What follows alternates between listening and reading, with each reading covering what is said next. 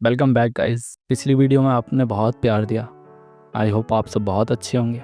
चलिए शुरू करते हैं। कभी कभी सुकून हमको ऐसी खाई की तरफ ले जाता है जो दिखती नहीं है। बहुत सी बुरी चीज़ें ऐसी ही होती हैं जिनकी खासियत ही ये होती है कि उनका पता नहीं चलता। ऐसे ही कुछ बातों के बारे में तुमको आज बताऊंगा। अगर तुम घर पर रहकर कर लिए तो दुनिया के किसी भी कोने में जाकर कितना भी बड़ा काम कर सकते हो।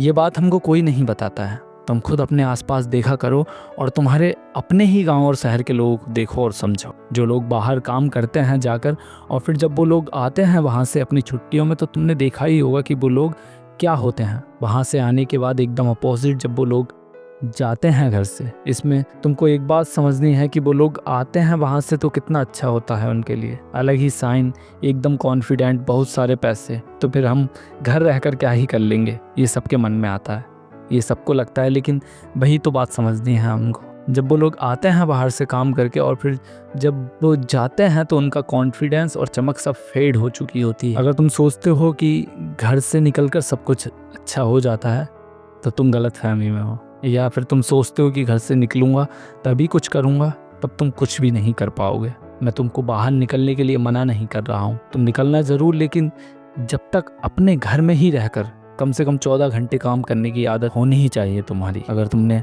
घर पर मेहनत कर ली तो फिर दुनिया के किसी भी कोने में जाकर कुछ भी अचीव कर सकते हो, क्योंकि घर सबसे बड़ा कंफर्ट जोन होता है व्यक्ति का। और सबसे ज़्यादा उलझे हुए हैं हम अपने बेकार के सामाजिक मुद्दों में। तुम सब कुछ करना, समाज में भी रहना ज़रूरी है, लेकिन पहले जो तुम्हारा सबसे छोटा समाज है, तुम्हारी अपनी फैमिली, उसकी परेशानियाँ सॉल्व कर लो, तुम्हारे घर की, फिर तुम किसी की भी परेशानी सुलझा सकते हो। आपने देखा ही होगा कि जो लोग आते हैं बाहर से काम करके कितने अलग ही दिखते हैं वो लोग, लेकिन बस कुछ समय के लिए। घर से जाने के बाद वो लोग और भी ज़्यादा मेहनत करते हैं जितनी वो पिछली बार करके आए थे।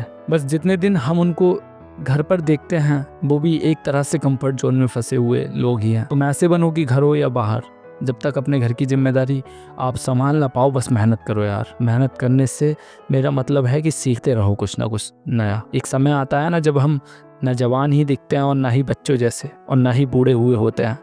बस जवानी के शरीर में थकान, बुढ़ापे की फीलिंग्स घुस जाती हैं। बूढ़ी थकान शरीर पकड़कर बैठ जाती है और मन हो जाता है किसी खेत से कटी हुई फसल के उस हिस्से जैसा जो रह जाती है, बस ऐसे ही, किसी काम की नहीं रहती। ना वो फसल रहती है और ना ही ज़मीन का हिस्सा, बस एक ठुंड सा रह जाता है ज़िंदगी में। और ये समय की धूप उसको धीरे धीरे सुखाकर एक पुख्ता वेस्टेज की तरह रूखा कर देती है। थोड़ा ज़्यादा दार्शनिक हो गया, लेकिन बात मेटाफोरिकली ज़्यादा घर कर जाती है। और मेरा मकसद ही है तुम्हारे दिमाग में ज़िंदगी की उन बातों को घर कराने का जो तुम्हारे लिए समझना बहुत ज़रूरी है। अगर शाम के 7 बजे के बाद भी तुम घर पर लगातार रात के 12 बजे तक काम कर सकते हो तो समझ लो तुम्हारी डायरेक्शन सही जा रही है। क्योंकि यही समय होता है जब हम कुछ कर सकते हैं, कुछ सीख सकते हैं नया।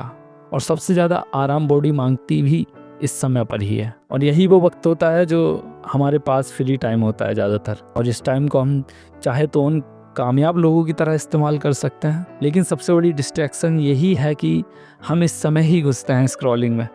और तुम ध्यान से सोचो ज़रा, 7 से 1 बजे या फिर 12 ही मान लो, कितना बड़ा टाइम हम फालतू की चीज़ों में घुसकर गवा देते हैं। अगर फ़ोन से ही काम करने का सोच भी रहे हो तो लेट कर नहीं करना है, चेयर पर बैठ कर करना।